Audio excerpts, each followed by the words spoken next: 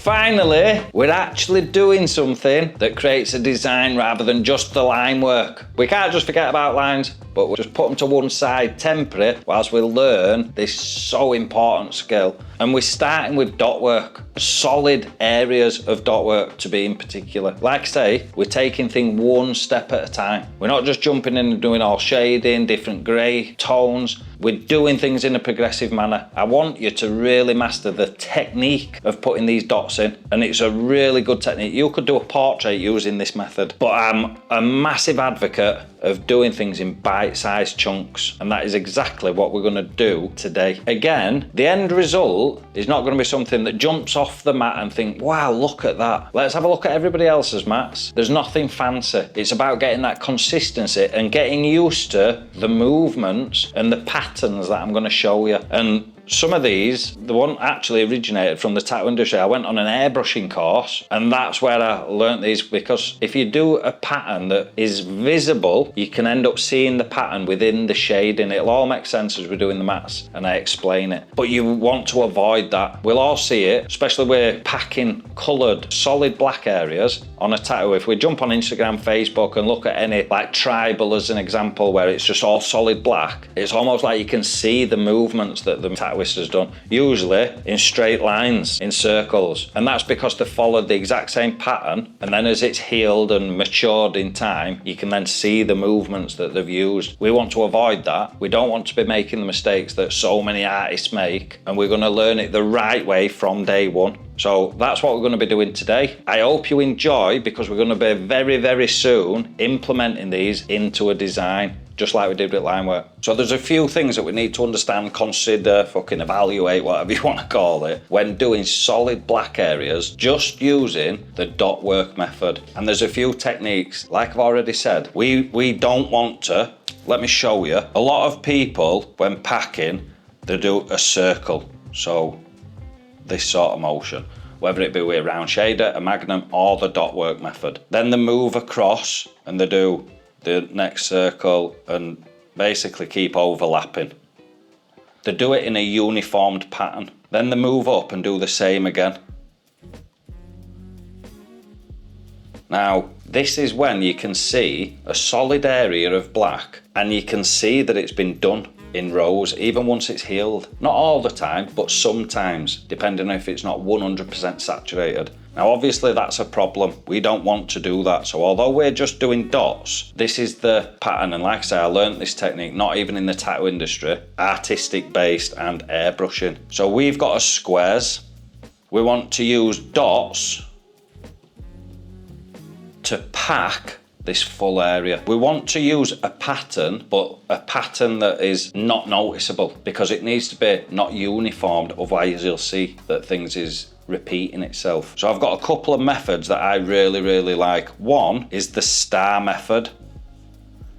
And all we do is we put a dot on each point of the star. We then move and do the dot again. Move a bit, do the dots. Move a bit.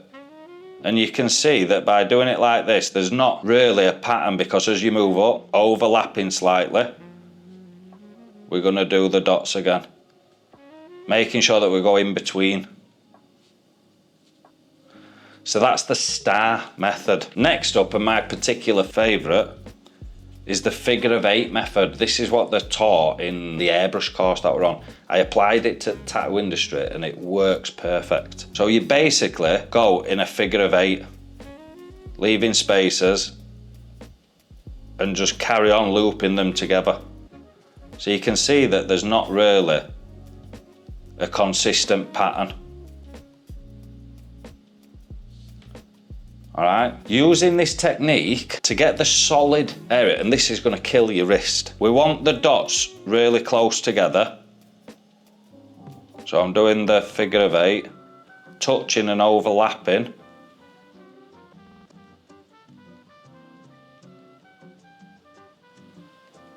Going in both directions. Notice I'm not just doing a row across the bottom.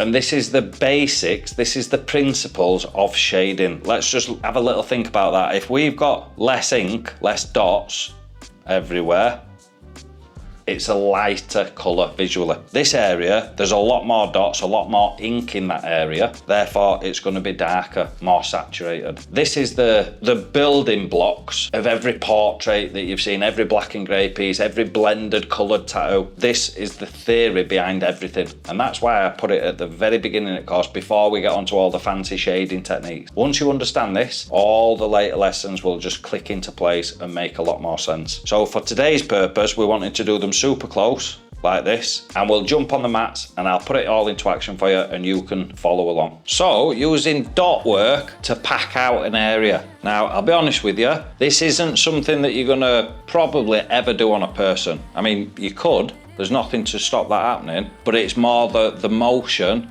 and the understanding, and then being able to apply that later on in the course when we're doing more realistic shading. That's the aim of the lesson. So as always, skins mats, I'm using the Bishop Power Wand. I'm using a 1005 round liner.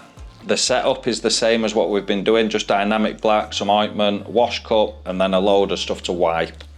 Now, as I explained on the diagram, we either want to be doing figure of eights or the star method. So I'm going to demonstrate this and what I want you to do in today's lesson.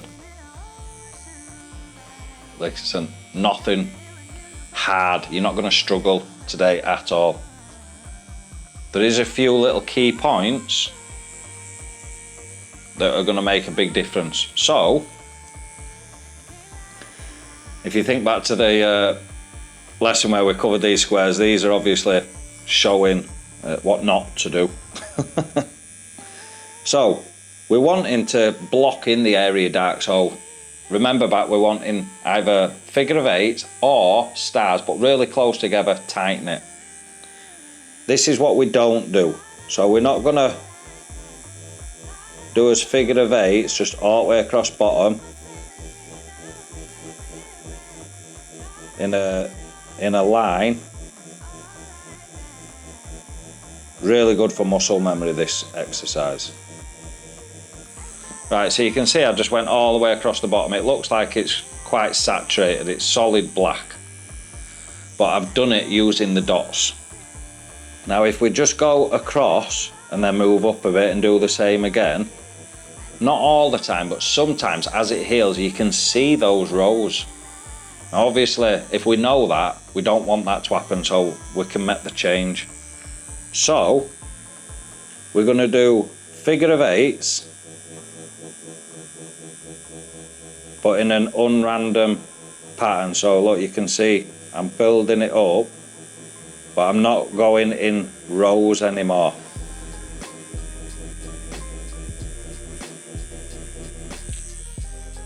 Top my ink up.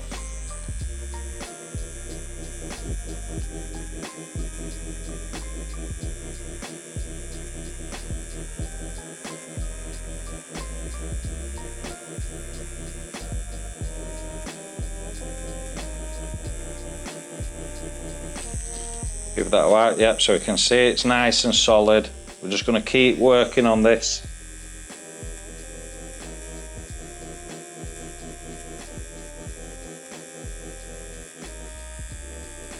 Small and controlled, using the figure of eight.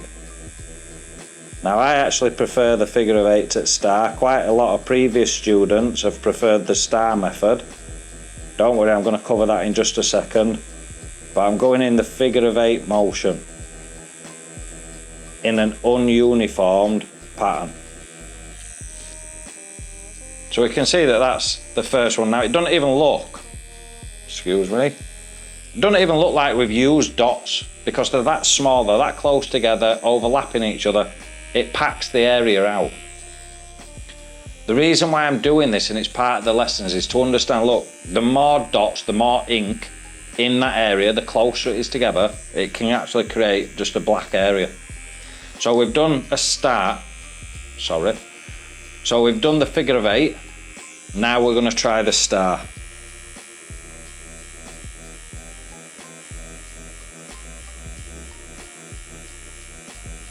So for me personally, just my hand movements, I find that this one doesn't work quite as well. It just doesn't seem to flow as well, but that's just me. Like I've said, some students prefer this pattern to the figure of 8.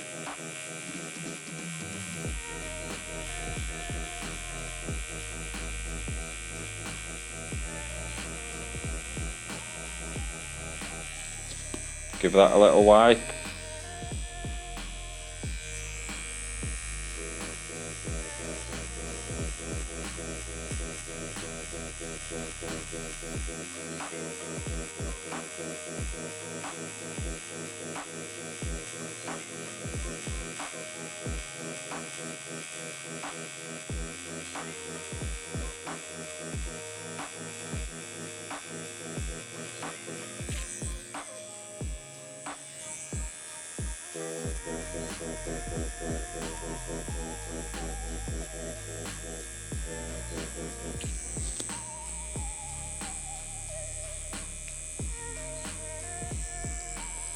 So when you're looking at it, I can see now there's odd little bit where it's not fully saturated, so you just go in and fill those little areas in. So I'm happy with that as it is now. So basically, today is just about the understanding, but also the muscle memory, and it's really good drill this for building those wrists up. So what I'd recommend doing is a row of 8s, figure of 8s, a row of the star method. Now you can do as many rows as you want, okay? Don't just do one square and think, yep, I know that method. The method is easy today. The understanding, all right, so the more ink in that area, the more dots, the darker it is. Okay, Ben. The muscle memory takes time. All right, so building that wrist up. Today, honestly, by the end of this lesson, if your forearms and your wrists are not on fire, then you've not put nowhere near enough effort into these mats. Yeah, so let that be a little deal between us. Stop once your fucking forearms are gonna drop off. Yeah, so it's not a hard one to explain. The patterns, so I would never really use the star method. I know loads of artists that use that method, they prefer it, so that's why it's in the course. I would just do the figure of 8 because that's what I find most comfortable. You might prefer the other one. It's better to practice both and spend a good bit of time before you just make the decision. All right? But as many rows as you can, just solid black. Saturation, but using the dots. Best of luck, and hopefully your forearms last a bit longer than what mine did when I first started. Fucking hell, who's got wrist ache after that?